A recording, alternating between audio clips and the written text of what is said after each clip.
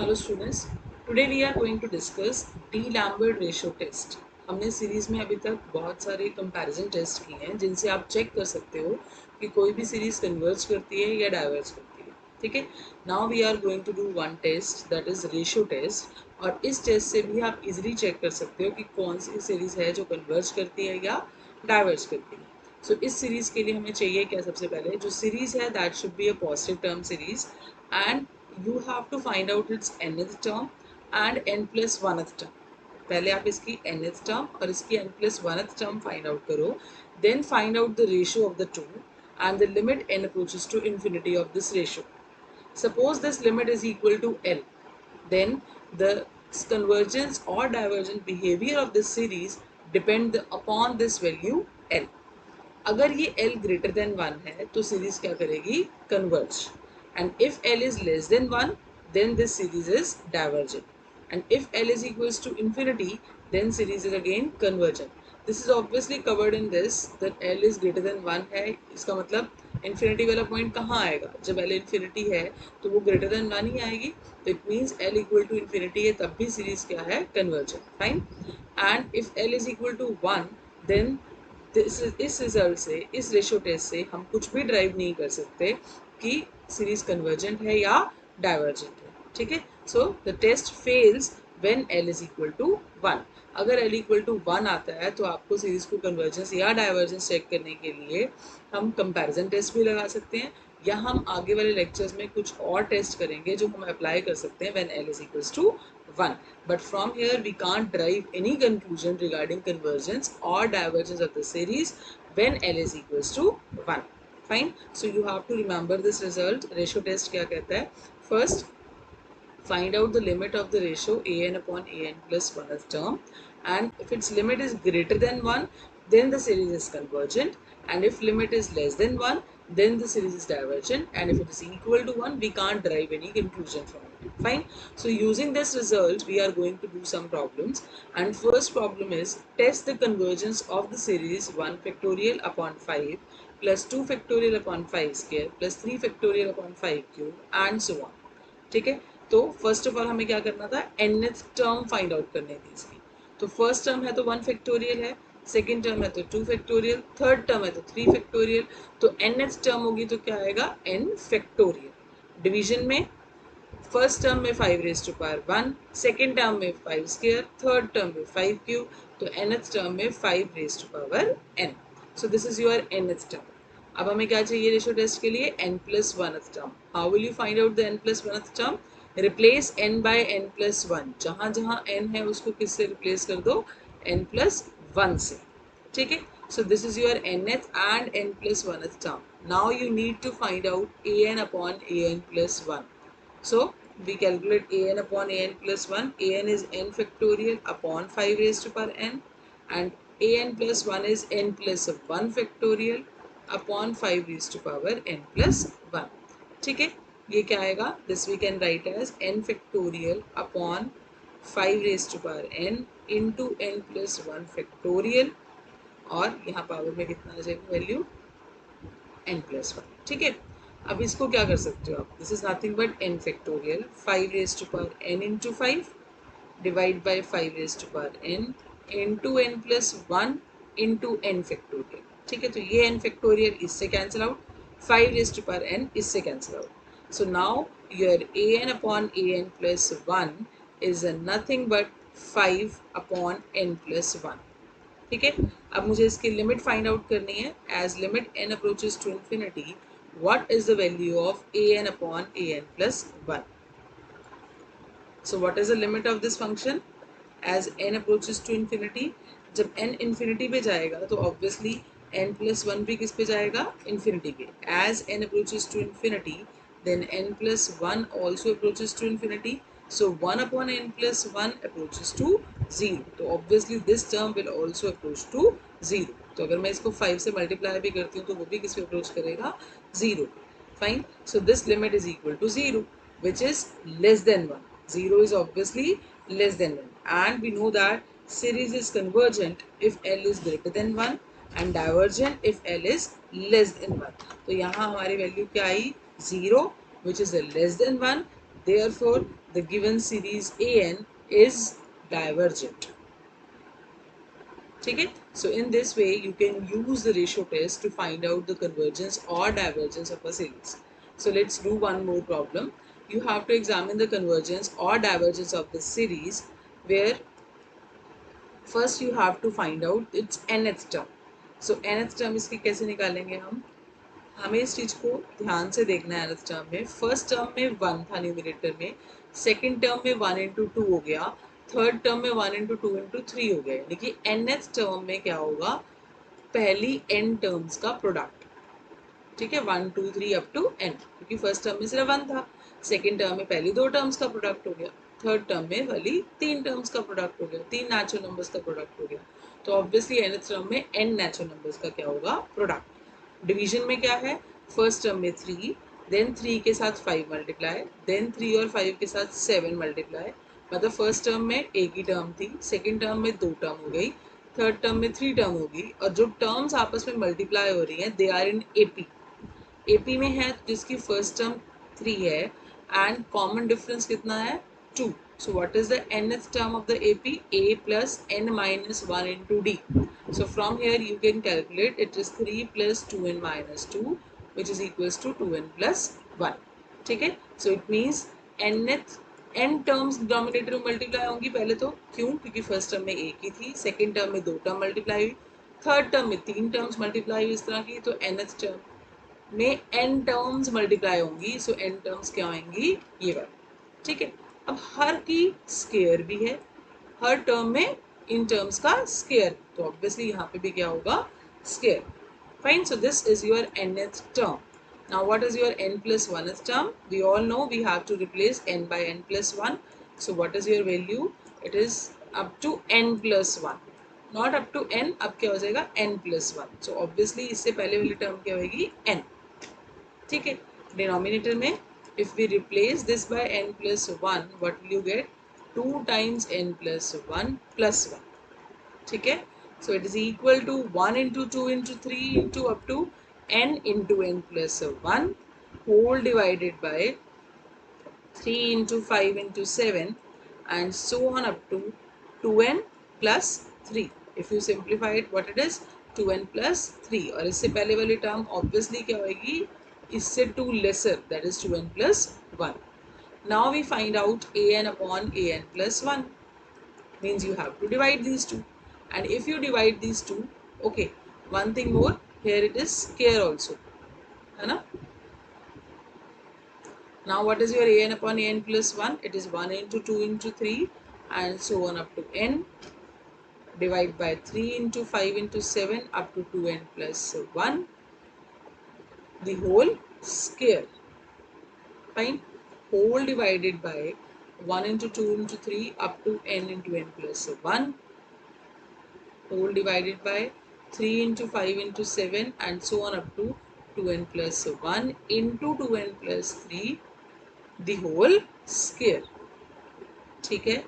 Now we can write it as 1 into 2 into 3 and so on up to n the whole square, whole divided by 3 into 5 into 7 up to 2n plus 1 the whole square.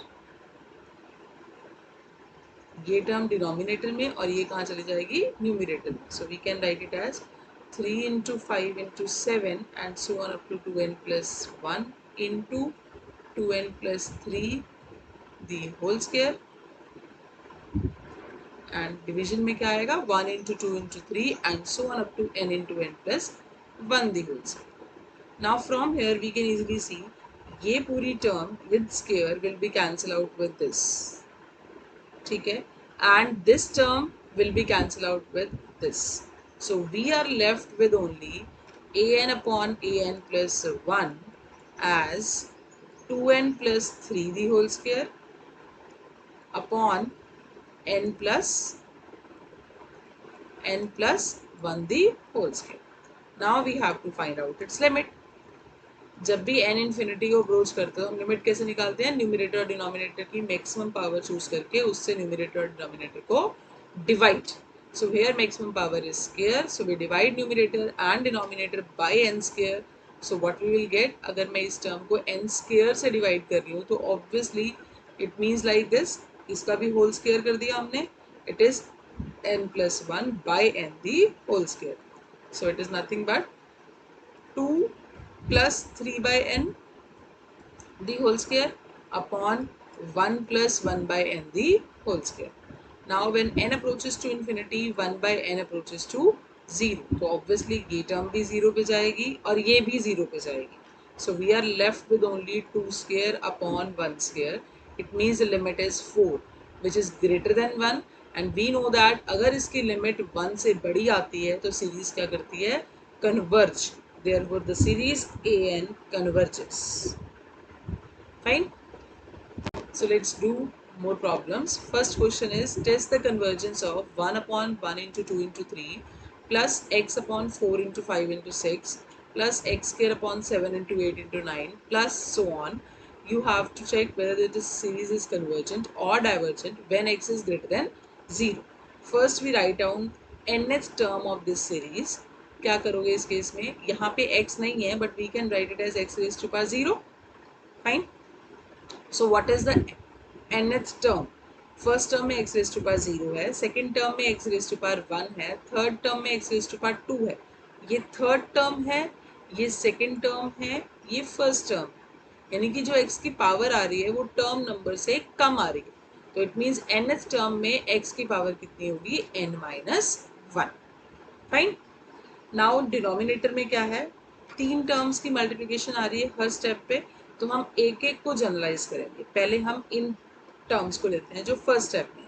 Terms क्या है, 1 4 7. So these are in AP with common difference 3. हर step पे common difference कितना है, 3. So nth term of AP is nothing but a plus n minus 1 into d. So your d is 3 here and first term is 1. So what is your nth term? It is 1 plus n minus 1 into 3. So it is 1 plus 3n minus 3 which is equals to 3n minus 2. ठीक है.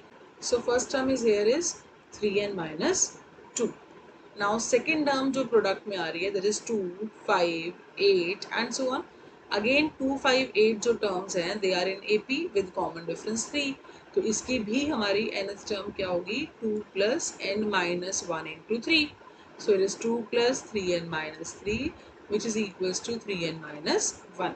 ठीक है. So it means next term is 3n minus 1. Now 3, 6, 9 and so on अगर इसको लें तो आप क्या लिखोगे, 3, 6, 9. So first term is 3, common difference is also 3. So it is 3 plus 3n minus 3. This will be cancel out. It means your nth term will be 3n. Fine. So this is your nth term of this series. Now we have to calculate n plus 1th term. Replace n by n plus 1. So क्या आएगा, n plus 1 minus 1. 3 times n plus 1 minus 2. 3 times n plus 1 minus 1 into 3 of n plus 1. Fine. So write down these terms properly. What will you get? X raised to power, ये 1 cancel out. It is x raised to power n upon 3n plus 3 और minus 2. कितना हो गया? Plus 1 only. Next is 3n plus 3 minus 1. It means plus 2. And here 3n plus 3. Fine. So this is your n plus 1th term. Now we calculate an upon an plus 1. So if you divide these two, what will you get? X raised to power n minus 1, 3n minus 2 into 3n minus 1 into 3n. और मैं an plus 1 को यहीं लिख रही हूँ, it is x raised to power n, और denominator वाली term इसकी कहाँ चली जाएगी, न्यूमरेटर में. Fine. Now here x raised to power n minus 1 और here you have x raised to power n. इसका मतलब you will left with here, ये power n minus 1 cancel out हो जाएगी, you will left with power 1. ठीक है. x raised to power n minus 1 जब x raised to power n के साथ cancel out करोगे तो यहाँ power कितनी बच जाएगी, सिर्फ 1. So what we get, 1 upon x, 3n plus 1, 3n plus 2 into 3n plus 3 divide by 3n minus 2 3n minus 1 into 3n. Now we have to find out its limit. So apply limit n approaches to infinity both sides. Now obviously 1 by x is independent of limit n approaches to infinity. तो हमें सिर्फ इसको simplify करना है ना. इसको simplify करने के लिए क्या करें, अगेन n की जो मैक्सिमम पावर है उससे न्यूमरेटर और डिनोमिनेटर को डिवाइड. n की मैक्सिमम पावर कितनी आएगी, highest degree of n in the numerator is 3 and denominator में भी 3 है. तो n क्यूब से डिवाइड करेंगे, बट n क्यूब से डिवाइड किस तरह से करेंगे, ये तीन टर्म्स हैं तो तीनों को n n n से डिवाइड कर दो. तो टोटल किससे डिवीजन हुई हमारी, n क्यूब से. फाइन. सिमिलरली डिनोमिनेटर में 3n minus 2 upon n, 3n minus 1 upon n into 3n by n. Fine. तो टोटल हमने n क्यूब से न्यूमरेटर को भी डिवाइड कर दिया और डिनोमिनेटर को भी डिवाइड कर दिया. सो व्हाट वील गेट, लिमिट x approaches n approaches to infinity, this is nothing but 3 plus 1 by n into 3 plus 2 by n into 3 plus 3 by n. Similarly denominator में 3 minus 2 by n, 3 minus 1 by n and 3 only. Fine. Now I apply a limit. As n approaches to infinity, this approaches to 0, this also approaches to 0 and this also approaches to 0. Similarly ये दोनों terms भी की जाएगी 0 पे जाएंगी. तो बचा क्या, 1 by x into 3 into 3 into 3, denominator में भी 3 into 3 into 3 and this will be cancelled. It means your final limit is 1 by x. Now first case is when 1 by x, अब x पे डिपेंड करेगा ना कि लिमिट क्या आती है. हमें पता है कि x पॉजिटिव है, ठीक है. तो 1 बाई एक्स ग्रेटर देन 1 भी हो सकता है एंड लेस देन 1 भी हो सकता है and it is equal to 1 भी हो सकता है ना. तो you have 3 cases now when x is 1 by x is greater than 1, 1 by x is less than 1 and case 3 is when 1 by x is equal to 1. अगर ये greater than 1 है then we know that the series is convergent, है ना. हमने यही कहा था कि अगर लिमिट हमारी 1 से बड़ी आती है तो सीरीज क्या करती है, कन्वर्ज करती है. 1 बाई एक्स ग्रेटर देन 1 होने का मतलब we can multiply by x because x is a positive number, इसलिए इनइक्वालिटी रिवर्स नहीं होगी, सेम रहेगी. सो इट मीन्स अगर मैं एक्स से मल्टीप्लाई करती हूँ तो क्या आ जाएगा, x into 1 by x is greater than x, ये cancel out. It means x is less than 1. जब x 1 से लेसर है तो सीरीज क्या होगी, convergent. Now take the case when 1 by x is less than 1. अब अगेन मैं इसको x से मल्टीप्लाई करती हूँ तो क्या आ जाएगा, दिस अगेन x पॉजिटिव है तो इनइक्वालिटी रिवर्स नहीं होगी, ठीक है. तो यहाँ से क्या आया, जब x 1 से बड़ा है तो सीरीज क्या कर गई, डाइवर्ज, बिकॉज इस केस में सीरीज क्या करती है, डाइवर्जेंट. अगर लिमिट हमारी लेस देन 1 आती है तो सीरीज क्या करती है, डाइवर्ज, ठीक है. Now the last case when 1 by x is equals to 1. In this case we can't conclude anything, ठीक है. तो we have to apply some other results. इस केस में हुआ क्या, अगर 1 by x 1 के इक्वल है तो x से अगर मल्टीप्लाई करें means x is equals to 1. So x is equals to 1 के लिए हमारी nth टर्म पहले तो बनेगी क्या, nth टर्म क्या थी, x raised to power n minus 1 upon 3n minus 1, 3n minus 2 into 3n minus 1 into 3n.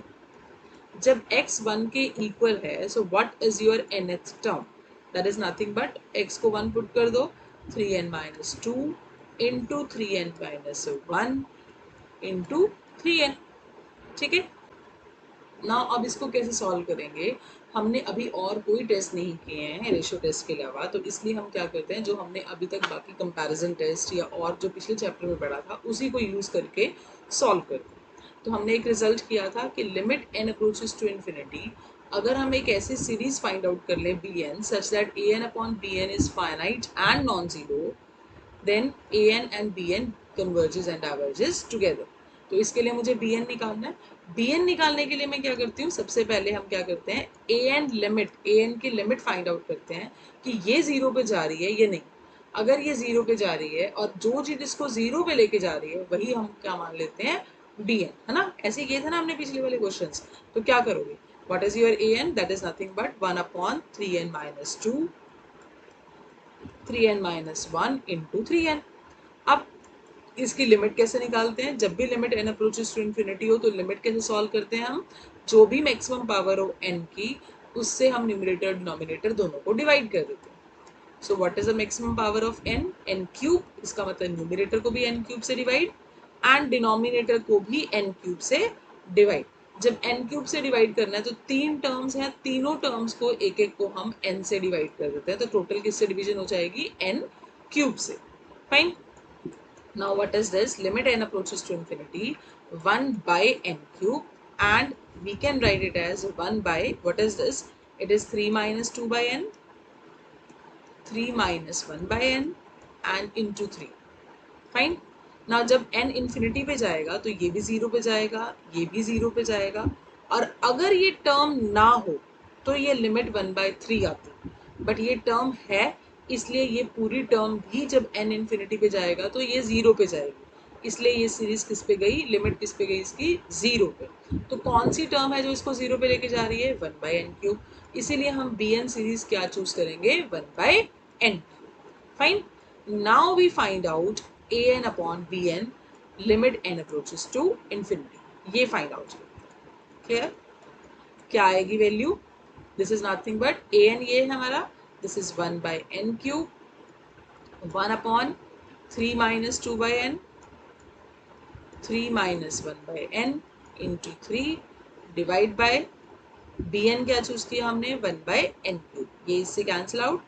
Now, if I apply limit n approaches to infinity, this term approaches to 0 and this term approaches to 0. So, the final limit is 1/3 into 3 into 3, which is equals to 1/27, which is non-zero and finite. Therefore, the behavior of these two series is same. And Bn is a P series. P series में P भी क्या है यहाँ पे, greater than 1. P यहाँ कितना है, 3.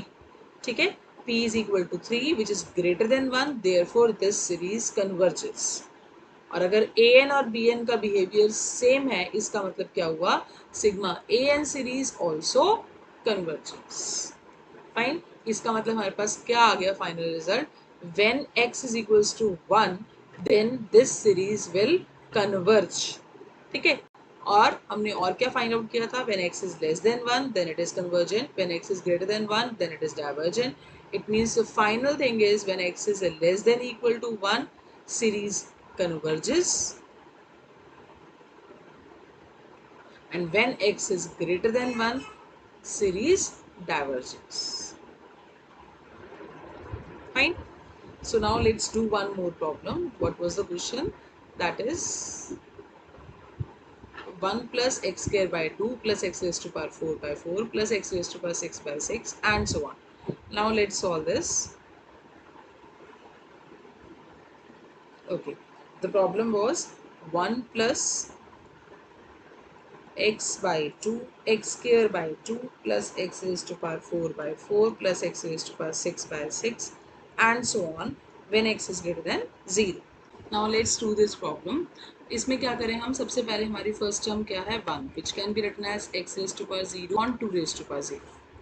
Then next term is x square by 2 plus x raised to power 4 by 4 plus x raised to power 6 by 6 and so on. ठीक है, where x is greater than 0. अगर मैं इस टर्म से generalise करती हूँ तो न्यूमरेटर में जो टर्म्स हैं वो कैसी हैं, पहली x रेज टू पावर 0, फिर मैंने इसको x स्क्वायर से मल्टीप्लाई कर दिया, देन फिर x स्क्वायर से मल्टीप्लाई कर दिया, फिर x रेज टू पावर 2 से मल्टीप्लाई किया, तो ऑब्वियसली पावर कितनी होगी, x raise to power 6 and so on. Obviously we can generalize, it is nothing but पहली पावर 0 थी फर्स्ट टर्म में, सेकेंड टर्म में 2 था, देन 4 हुआ, देन 6 एंड सो ऑन। इसका मतलब मैं इसको जनरलाइज कर सकती हूँ, it is nothing but x raise to power 2n-2 ना, अगर मैं n को 1 पुट करती हूँ तो आएगा कितना हमारे पास, 2 1 - 2 में 0 पावर, देन 2 पुट करोगे तो 4 - 2 इज 2। फाइन, सो हम न्यूमरेटर वाली टर्म को तो जनरलाइज कर पा रहे, but in the denominator you have 2 raised to power 0, then 2 raised to power 1, then 2 raised to power 2. Up to this it is okay, but 6 cannot be written as a power of 2, है ना। इसका मतलब इस तरह से generalisation नहीं होगी। But अगर मैं दूसरी तरह से देखूँ, so first term is 1, then 2, then 4, then 6, again it is not an AP, सो हम फिर भी जनरलाइज नहीं कर पा रहे। इसका मतलब कि हमें फर्स्ट टर्म से जनरलाइजेशन करने में प्रॉब्लम आएगी। सो हमने एक रिजल्ट किया था कि अगर हम सीरीज की finitely many terms, first few finitely many terms को लीव भी कर दें, तब भी सीरीज की कन्वर्जेंस और डाइवर्जेंस पे कोई इफेक्ट नहीं पड़ता। सो इसलिए हम इस क्वेश्चन को सॉल्व करने के लिए this first term we will leave and we take the series as this, क्योंकि अगर सीरीज की कुछ टर्म्स को हम लीव भी कर देते हैं तब भी सीरीज की कन्वर्जेंस या डाइवर्जेंस पे कोई इफेक्ट नहीं पड़ता। So now we will solve this series is convergent और नॉट। ठीक है, अगर ये सीरीज कन्वर्ज करेगी या डाइवर्ज करेगी तो सेम ही बिहेवियर इस सीरीज का। फाइन, हमारे पास सीरीज क्या है अब, x square by 2 plus x raise to power 4 by 4 plus x raise to power 6 by 6 and so on. ठीक है, अब इसमें सबसे पहले nth टर्म में x की पावर कितनी आएगी, क्या टर्म्स हैं, पावर्स कितनी है, 2, 4, 6 and so on, which is an AP with first term 2 and nth term कितनी आएगी, कॉमन डिफरेंस कितना है यहाँ पे 2, so nth term will be a plus n minus 1 into d, so it is 2 plus 2n minus 2, ये cancel out, it means your power is 2n, it means nth term में यहाँ power कितनी आएगी 2n, और denominator में भी क्या है 2, 4, 6 which is same as this, therefore the denominator will be also 2n. So this is your nth term, and what is your n plus 1th term, replace n by n plus 1. Fine. So now what is your an upon an plus 1, that is x raised to power 2n upon 2n and x raised to power 2n plus 2, ये जो है हमारे पास value, ये जो हमारे पास value है ये कहाँ जाएगी, न्यूमरेटर में 2 times n plus 1. Fine. Now this is equals to, we can write this term as x raised to power 2n, 2n plus 2 upon 2n into x raised to power 2n into x square. ठीक है, तो ये 2n इससे क्या हो गया, power cancel out. It means we are left with an upon an plus 1 as 2n plus 2 upon 2n into 1 by x square. Now find out its limit. an upon an plus 1 की limit क्या आएगी, limit n approaches to infinity of this, as 1 by x square is independent of n, we can take it outside, it is 2n plus 2 upon 2n, which is equals to 1 by x square, limit n approaches to infinity, we can write it as 1 plus 1 by n, 2 common लोगे वो cancel out हो जाएगा, n को अलग अलग कर दो, हमारा मेन पर्पस यही होता है कि जो n अगर इन्फिनिटी पे अप्रोच कर रहा है तो हमारी जो फंक्शन है उसमें 1 बाय n आ जाए. ठीक है, तो यहाँ पे हमने 1 बाय n फॉर्मेशन बना ली. Now apply the limit, as n approaches to infinity this approaches to 0, so your final limit is 1 by x square into 1, ये किस पे जाएगा, टोटल 1 पे, so limit is 1 by x square. It means now again you have 3 cases. First case is when 1 by x square is greater than 1. Second case is when 1 by x square is less than 1. And third case is when 1 by x square is equal to 1. हमें पता है x is a positive number, तो obviously x square तो positive होगा ही. अगर मैं x square से multiply कर दूँ पूरी इक्वेशन को तो क्या आ जाएगा, x square into 1 by x square is greater than x square, ये cancel out, it means x square is less than 1. अब अगर ये लिमिट 1 से बड़ी हो तो सीरीज क्या करती है, कन्वर्ज, और अगर ये लिमिट लेस देन 1 हो तो सीरीज क्या करती है, diverge, and in this case result fails, है ना, यहाँ हम कुछ भी नहीं कह सकते. सो फर्स्ट केस हमारे पास क्या आ गया, when x square is less than 1, और you can say अगर स्केयर लेस देन 1 है तो x भी क्या होगा, लेस देन 1. ठीक है, तो इसका मतलब अगर x लेस देन 1 है तो सीरीज क्या करेगी, कन्वर्ज. फाइन, और if 1 by x square is less than 1 means multiply by x square, तो क्या आ जाएगा, it is less than x square, ये cancel out, it means x is, इस केस में क्या है, x square is greater than 1, और you can say x is greater than 1. ठीक है, in this case you have the series which diverges. When x square is equal to 1, यहाँ से क्या आएगा, अगर मैं एक्स स्क्वायर से मल्टीप्लाई करती हूँ तो x square is equal to 1। अगर एक्स स्क्वायर 1 के इक्वल हो जाए तब हमारी सीरीज क्या होगी? First of all a n की वैल्यू क्या होगी? A n was what? X raise to power 2n upon 2n। ठीक है, अगर एक्स स्क्वायर 1 है तो इसका मतलब x raise to power 2 raise to power n upon 2n, it is nothing but 1 upon 2n। So this is your A N in this case. ठीक है, सो अब ए एन जो है हमें फाइंड आउट करना है कि ये सीरीज कन्वर्ज करती है या डाइवर्ज करती है। अगेन हम कोई और टेस्ट तो अप्लाई कर नहीं सकते, but we have done something in a previous chapter, उन्हीं को यूज करेंगे। तो अब मैं इसमें बी एन क्या चूज करूँ कि ये लिमिट फाइनाइट आ जाए? इस केस में तो डायरेक्ट है, if I choose B N as 1/n then what is your A N upon B N?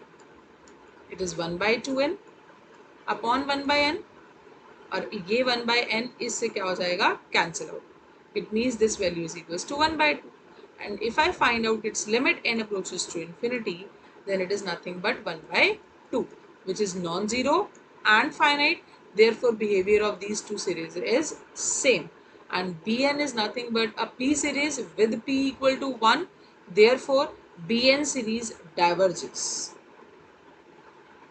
और अगर बी एन डाइवर्ज करता है तो ऑब्वियसली जो ए एन है हमारे पास when x is equals to 1 के corresponding this series will also diverge.